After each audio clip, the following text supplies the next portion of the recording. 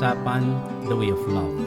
At ngayong pangatlong linggo natin na mini-series, itutuloy natin ang ating pag-aaral. And as I have said, by now medyo mas na-establish na natin, mas nalinaw na natin what is God's way of love. We have already discussed security, freedom, and today we will discuss about significance as a way of God's love. And bago natin isara yung ating maikling series, I want to emphasize further that the ways of love, they are individually distinct elements. Magkakaiba sila. As we have discussed, no, isa-isa natin silang tinukoy, magkakaiba sila but they are not exclusive from each other. Magkakaiba pero magkakadugtong. They are also mutually connected. Ibig sabihin, one enriches the other and makes each other grow. At kung tutuusin, dahil nga magkakadugtong sila, hindi siya magbubunga ng ibang bunga na hindi katangian din ng kapwa isa. It will not produce a negative fruit. Kasi nga, magkakadugtong sila eh. They are not a hierarchy. It's not really a hierarchy, but they go hand in hand with each other. Magkakasama talaga sila, bagaman sila ay magkakaiba. At yung isa, nagdudulot siya sa paglago ng isa pang element. At hindi rin lalago yung isang element nang wala yung isa. And further, each element, as it grows, it may reveal more elements. It may reveal more ways of love. Kasi hindi pa nga natin napag-usapan na karugtong din yan, yung rest. Hindi natin napag-usapan karugtong yan, happiness. Marami pang ibang ways of love. Tatatlo pa lang yung tinukoy natin, kaya dapat talaga natutuloy itong mga usapan na ito sa mga Bible studies, sa mga umpukan, kasi ano lang ba kaya nating i-cover in 20-30 minutes.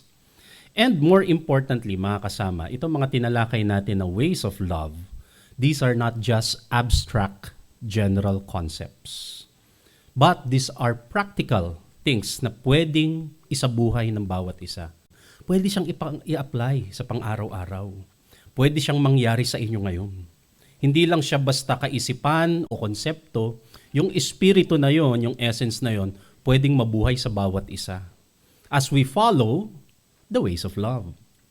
Today, we will focus on another element of the way of love, significance. Yan naman ang ating tatalakayin. In common and simple words, pag sinabi nating significance, ang tinutukoy talaga natin ay katuturan.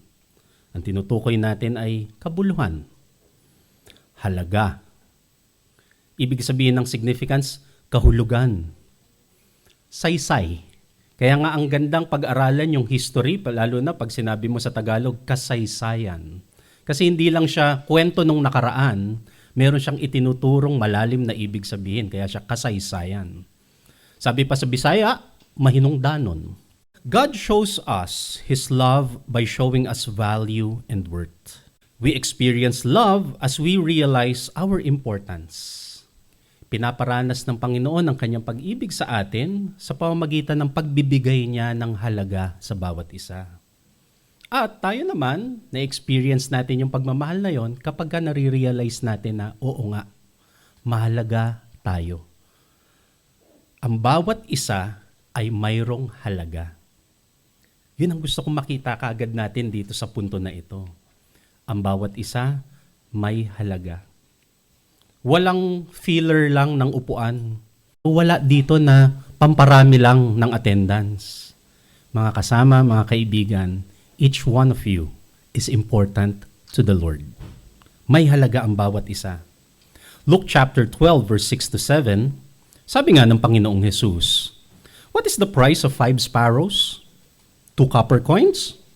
Yet God does not forget a single one of them. And the very hairs on your head are all numbered. So, don't be afraid. You are more valuable to God than a whole flock of sparrows." Ano na nga ang presyo daw ng pipit na nabibili sa palengke? 2 kusing, 1 dakot, no? 1 bungkos, 2 kusing siguro, sabi niyang gano'n. Ano na nga ang presyo niyan? Pero alam niyo ba, mas mahalaga kayo sa Diyos. Kung ang bawat isa dyan sa mga pipit na yan ay kilala at alam ng Diyos ang kanilang buhay, paano pa kayo? Mas mahalaga kayo. As a matter of fact, bawat isang buhok sa inyong ulo bilang ng Diyos.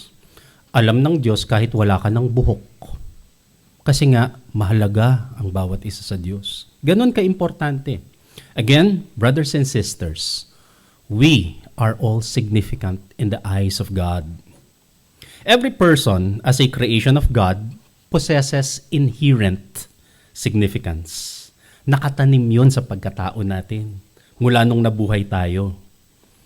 Dahil tayo ay mga likha ng Diyos, ang bawat isa ay may katuturan, sabi nga natin. Ang bawat isa ay may kabuluhan. Ang bawat isa ay may kahulugan. Ang bawat isa ay may saysay at halaga. Every creation is an important part of the circle of life. Hindi lang siya special as an individual element, special ang bawat isa bilang bahagi ng kabuuan ng buhay. We are all part of the circle of life. In the same way, humankind is special because we are created in the image of God. Remember that. Hindi lang tayo basta nilalang ng Diyos kasi marami namang creation ng Diyos. Humankind is special because we were created, tayo ay nilikha sa wangis niya mismo.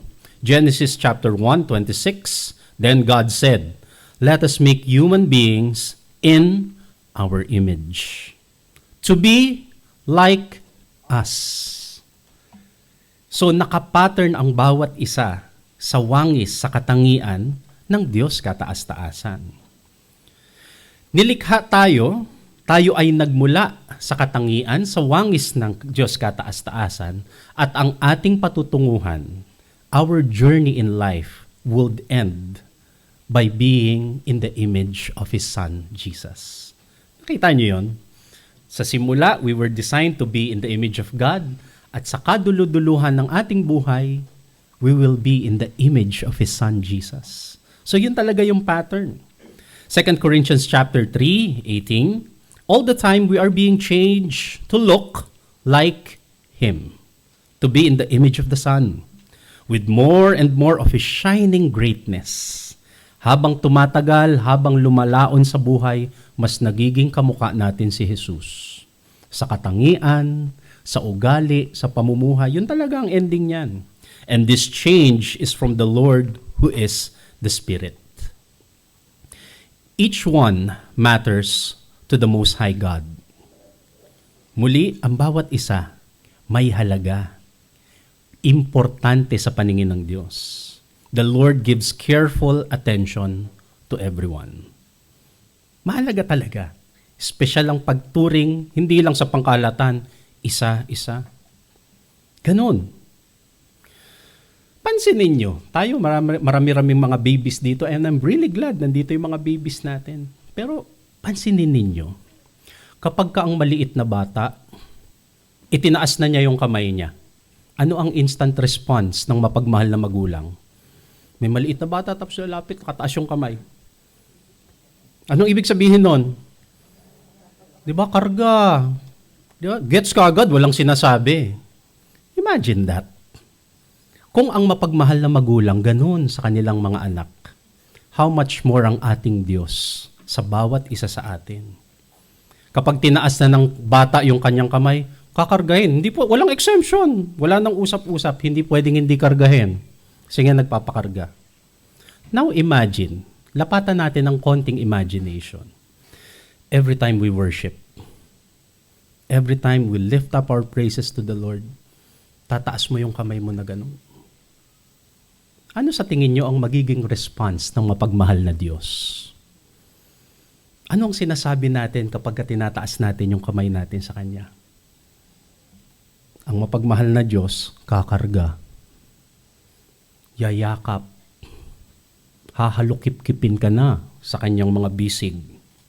Every time we raise our hands to God, our God cannot and will not ignore us. Kasi nga, lumapit na yung bata. Ganon ang response ng Diyos. Psalm 17 verse 8, keep me as the apple of your eye. Hide me in the shadow of your wings. Yung expression na yan, na apple of the eye, sa Bible nagsimula yan. Ang ibig niyang sabihin, Hindi pwedeng ibaling ng Diyos ang kanyang mata sa iba kapag ka ikaw ay lumapit na sa kanyang presensya. Kasi nga mahalaga ang bawat isa. And in turn, we enjoy security, we enjoy freedom from fear, because we know that we are significant. Kaya significance is a way of love. So yung bata, tinaas yung kamay, kakargahin. Ang bawat isa pag nag-worship na at nagtaas ng kamay, hindi pwedeng hindi kargahin.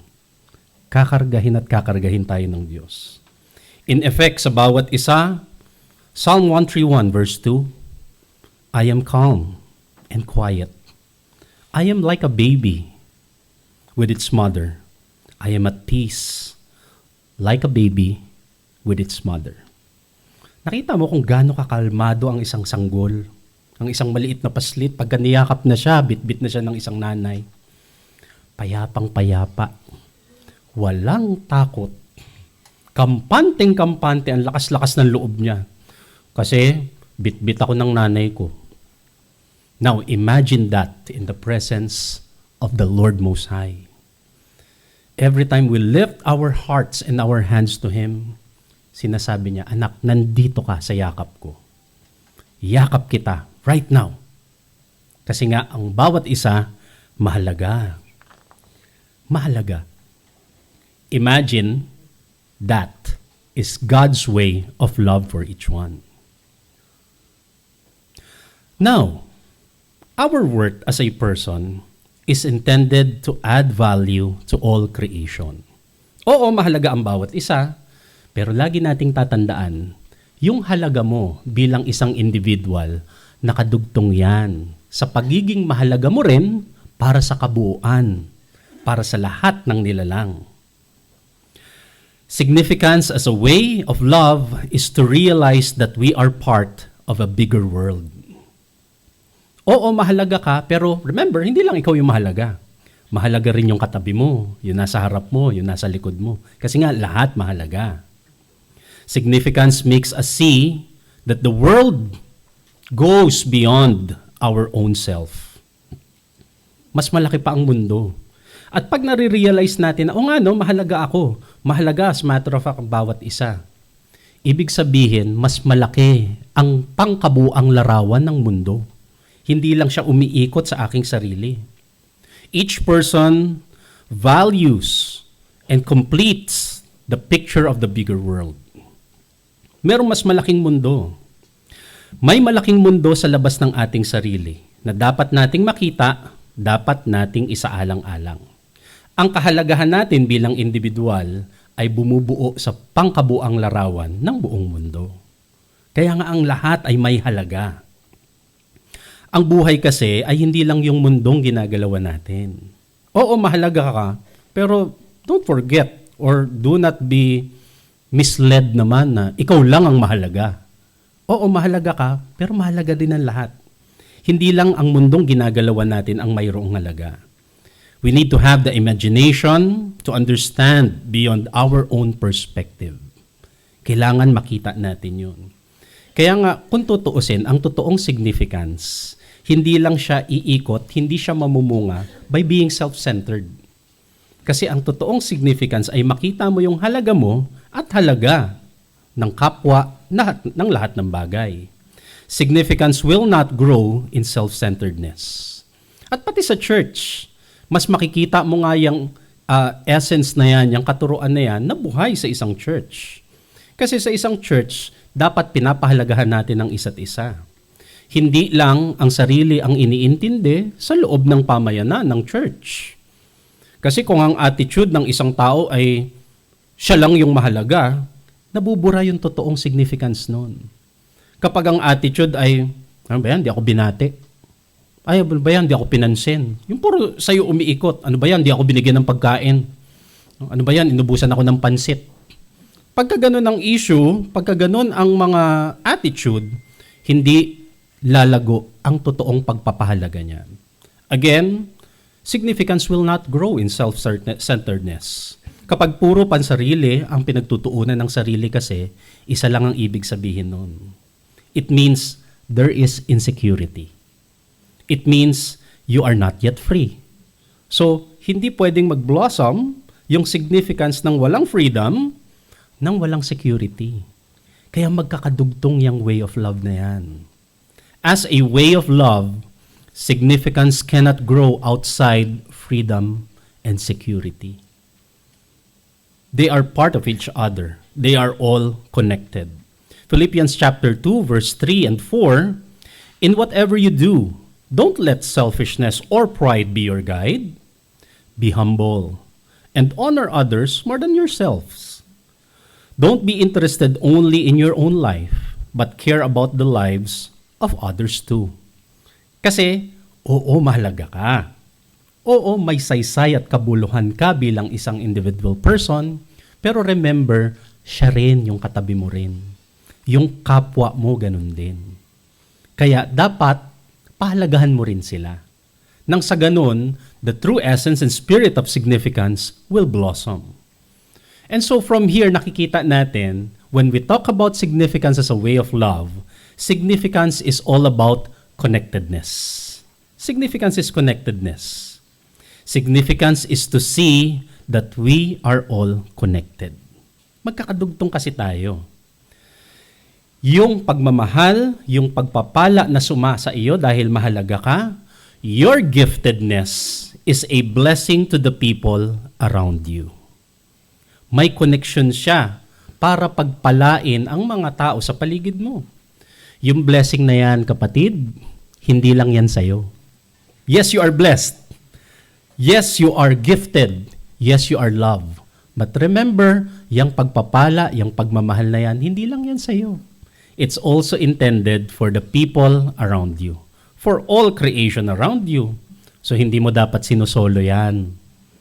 Dapat yan ibinabahagi.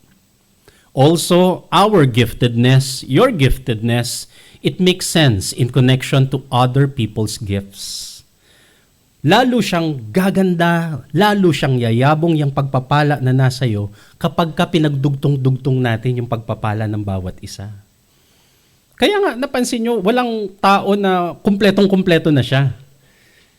Yung isang person na yon, she lives in connection with other people.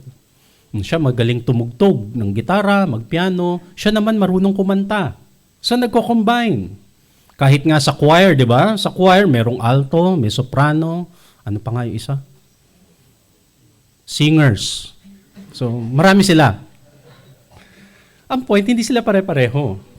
Sa dance, ganun din. Di ba? Magkakaiba. Kaya siya magkakaiba kasi magkakadugtong yung giftedness natin. That's the whole point. So, merong malakas, meron namang hindi masyadong malakas, pero siya naman pala yung matalino. Di ba? Ganun lang yun. Magkakadugtong kasi ang bawat isa. Lalong yayabong ang giftedness, ang blessing ng isang tao when we combine it with other people around us. Romans chapter 12, verse 5, we are many parts of one body, and we all belong to each other. Take note of that last part. We all belong to each other. Kailangan natin ng isa't isa. Lalong gaganda ang buhay kapag nabubuhay tayo in harmony ng bawat isa. Kaya kailangan pahalagahan yun. And also, we must add, your giftedness, our giftedness belongs to the Lord in the service of all people. In the service of all people. Yang kasing ating pagpapala, oo, sa Diyos yan, pero how do we really serve the Lord? We serve the Lord when we serve others. Malinaw naman yun na tinuturo ng Panginoong Yesus. Romans chapter 14, verse 7, for none of us lives for ourselves alone, and none of us dies for ourselves alone. Walang sino man ang nabubuhay ng para sa sarili lang. Ang bawat isa ay magkakadugtong. Kaya makita natin dapat, ma-appreciate natin lalo na, oo nga, kaya pala tayo kailangan magsama-sama, maging bahagi ng isa't isa. Kailangan natin maging mabuti para sa bawat isa. Kasi that's how blessedness blossoms. This is the way of love. Lahat tayo ay may tungkulin na pangalagaan ng isa't isa. To impart our blessedness, responsibility natin yon sa bawat isa. Connectedness means to uplift, to take care, to bless one another. Hindi ka nandyan para filler lang, sinabi na nga natin kanina. You are there for a reason. You are there to be a blessing. So, mga kasama, mga kaibigan, use your gifts. Lalo mo pa nga dapat gamitin yung gifts mo, yung blessedness mo, whatever that is. Magaling ka kumanta, kumanta ka. Marunong ka magsayaw, magsayaw ka. If you are a leader, then lead. If you encourage people with all the feelings na kasama niya. Ibuhos mo yon. Kasi yan, binigay sa'yo ng Panginoon so that you will be a blessing to all people, to all creation. Do it with all your heart. Do it with all your heart. Be the best you can be for yourself and for others. Siyempre, ginagawa mo yung blessedness mo to bless yourself kasi bigay naman talaga sa'yo ng Panginoon yun eh. But remember, be the best that you can be. For yourself, yes, but also for others. Because you are precious, and this is how we glorify God when we live and walk the way of significance as a way of love. Sabi nga ng Panginoong Hesus, di ba? Whoever gives a cup of water to one of these, tinutukoy niya yung mga disciples niya, yung mga nagsuserve sa kanya, parang ako na rin yung pinaglingkuran mo. Parang ako yung binigyan mo ng tubig. And whatever you do for the least of this, sabing pang gano'n ng Panginoong Hesus, sa akin mo na rin siya ginagawa. Sabi niyang gano'n. So your blessedness again is not just about yourself, but it's for all. 1 Corinthians 10:31, whatever you do it all for the glory of God. And ito, nililinaw natin kasi ang dali kasing maligaw na anong ibig sabihin na give glory to God, na praise the Lord, hallelujah, yung taas natin ang ating kamay. Yes, that's one way of glorifying the Lord. Pero one way that is clear about glorifying God, bigyan mo ng pagpapahalaga yung kapwa. Mahalin mo ang kapwa. Maging mabuti ka sa pakikitungo sa lahat ng tao sa paligid mo. Pagandahin mo ang mundong ibabaw. Yun ang totoong glorifying the Lord. Well, of course, again, we praise and worship the Lord in song and in dance, pero by being significant, by being a blessing to all, yun ang glorifying the Lord. Isang paalala, mga kasama, as we talk about significance. Significance is not about popularity. It is not about fame or admiration. Marami naliligaw dyan. And I will need to say that again. Significance is not about popularity. It is not about fame. It is not about admiration. Ang positions and titles, yes, minsan incidental na nagiging resulta siya dahil highly significant ka. Pero alam nyo, sa totoong buhay, madalas, mga kasama, walang title, walang position. Hindi ibig sabihin na may title ay may position, significant. Ang dami ng ganyan sa City Hall, may title, tsaka may position. Hindi ko natutuloy. Anyway, ang point natin dito ay hindi laging karugtong ng significance yung sisikat ka, kilalang kilala ka ng lahat. Kaya marami naliligaw sa ganun. Akala nila ang maging leader for all ay yung itinataas ka, nakabaw sa'yo lahat ng tao, may title ka. Hindi ganun yun. Sa totoong buhay, maraming ang significant, walang title, walang position. Ganun naman talaga. Again, kapag ang tao ay gutom sa position, pag gutom sa popularity, pag gutom sa fame, it only means wala pang security. Wala pang freedom. Hindi ka pa free kapag hahanap ka ng hanap niyan. Dapat mong gawin, itaas mo ang kamay mo, magpakarga sa Panginoon. Kasi nandun ang security. Kaya nga 'di ba pagka mga tao, yung ibang mga tao pagka nawawalan ng posisyon, halos mangagat ng kapwa, halos patayin ng kapwa pagka wala ng posisyon, pag wala ng title, makikipagpatayan for positions and title kasi nandun yung security nila. Ang totoo, wala doon ng security. Security comes from the Lord. Remember, significance does not demand titles nor positions. Hindi siya doon nanggagaling. It's about recognizing your value dahil nilikha ka ng Panginoon. It's also about sharing your value dahil bahagi ka ng mga nilikha ng Panginoon. Yun ang totoong significance. Huwag maging gutom sa pagkilala ng mga tao. Minsan talaga mga tao nakakalimot. Sadya man o hindi, pero hindi siya reliable. Hindi siya reliable. Kaya ang Panginoong Jesus, di ba, ang dami-daming kwento na gusto na siyang gawing hari ng mga tao. Tatakas, bigla siyang magdi-dissolve. Mawawala siya doon sa crowd. Dapat gagawin na siyang hari ilang beses. Pero sabi niya, hindi ko kailangan yan. Ang importante sa akin, kilala ako ng Ama. Kilala ako, mahal ako ng Diyos kataas-taasan. Mark chapter 10:45, sabi ni Jesus, "Follow my example. Even the Son of Man did not come for people to serve him. He came to serve others and to give his life to save many people." Sabi niya, nandito ako hindi para paglingkuran. Kaya nga ako bumaba kasi kayo ang gusto kong paglingkuran. At ito ay sinasabi niya sa premise na hindi kasikatan ang hanap ko. No, hindi pagkilala ng tao ang hanap ko. Baliwala yan sa pananaw na nandito ako because I know what I can contribute to this world. I'm here to serve and to give my life. Ibigay ang aking buhay para sa inyong lahat. Kaya nga, pansinin niyo si Jesus, Lord of Lords, the name above every name. Pero ano daw gusto niyang itawag sa kanya na lang? Son of Man. He deserves to be given titles and positions. He deserved to be lifted on high. Ngayon, inaawit natin siya. Pero kung siya ang tatanungin, nung naglalakad pa siya sa planetang ito, sabi niya, Son of Man na lang, kayo naman. Hindi naman to about titles and position. Son of Man. So, marami allergic pagka tinawag mo, Kuya, Pastor dapat. Diba?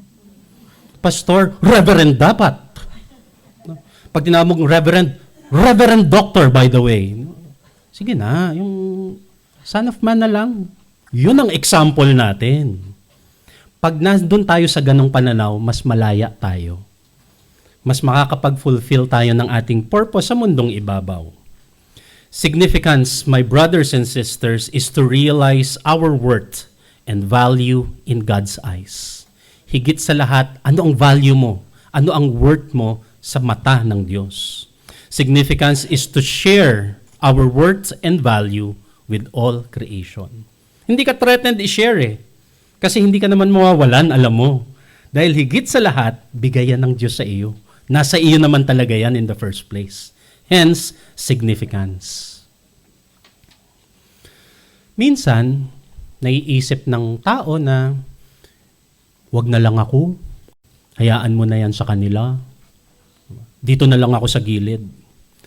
Pero pag pinag-isipan nyo mga kasama, yung papel mo sa mundong ibabaw, walang ibang makakagawa niyan.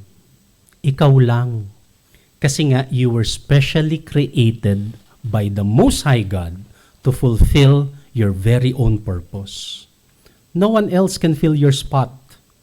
Therefore, no one else can fulfill your purpose in life. Your calling is yours alone. Kaya pag naiisip mo na, hindi naman ganun kahalaga yung presence ko dyan.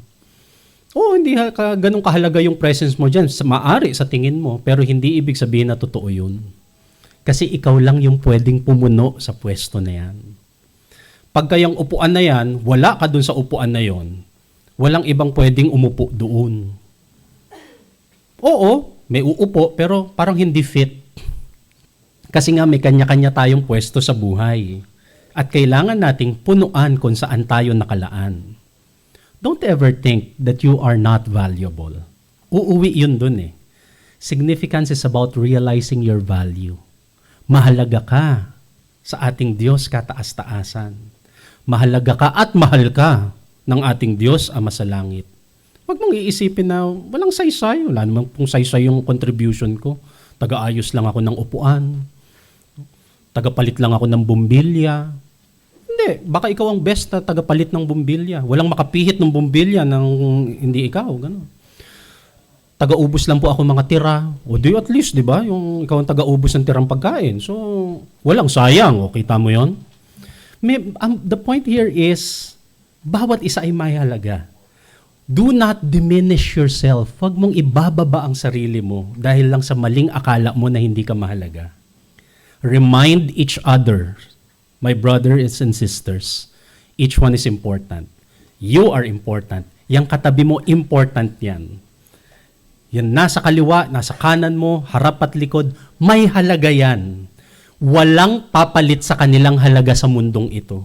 Promise. Others may try, pero iba. Kasi sila lang ang pwedeng pumuno nun. And you have to claim it. You have to declare it always. Ikaw mismo, i-remind mo sa sarili mo.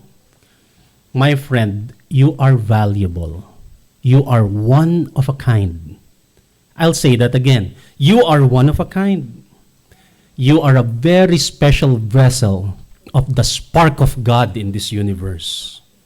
Huwag mo sasabihin na hindi mo kaya. Remember, you are a mighty warrior, a conqueror. You're a winner. Ikaw ay tagumpay. You are the salt and the light of this earth. Ang bawat isa sa inyo, mukhang tatahi-tahimik marahil, pero pag tinignan mo yan, may liwanag yan. Bilang liwanag ng sanlibutan. Kayo ay asin at ilaw. Kayo ay may liwanag at kayo ay may alat. You're salt. So hindi ka lang may liwanag, may alat. Dapat pala yun ang title, may alat ako. We are the salt and light. You are the salt and light. At ano ang dapat na ginagawa ng asin at ilaw ng sanlibutang ito? Matthew chapter 5 verse 16. Sabi ng Panginoong Hesus, in the same way, let your light shine before others, that they may see your good deeds. At ano magiging result? Pag nagliwanag ka, pag gumawa ka na mabuti, this will glorify your Father in heaven. So you see, by being a salt and light, by doing good, by being significant, ayon sa ating mga kaisipan at pinag-usapan na ito, you are glorifying God. So let your light shine. Make yourself be the flavor of this earth. Gawin niyo yun. Mga kasama, the way of love is God's way for us to experience the fullness of life. Security, freedom, significance. This will eventually, sabi na nga natin kanina, this will eventually lead to rest, restfulness, and happiness. So ang dami pa. Dapat hindi pa natin tinigil tong series na ito. May dalawa pa. Pero hindi lang yan 5. Marami pa. And I would say, makibahagi kayo sa mga studies, whether online or in person, kasi doon makakapagpalitan kayo ng pananaw about the ways of love, makakapagtanungan kayo, sali kayo. Kasi ang dami-dami pang dapat pag-usapan. Ang dami-dami pang masarap pag-usapan about the way of God's love. For now, mga kaibigan, mga kapatid, brothers and sisters, for now, may freedom, may security, significance, may all this be in your heart and in your lives. Claim it and receive it in Jesus' name. Heavenly Father, kayo po ang patuloy na pumuno ng mga aralin na ito, ng mga kaisipan na ito sa aming buhay, at nawa, kagaya nga po ng aming kasasabi lang, may all these concepts be a spirit living in our lives. We claim it and we receive it in Jesus' name.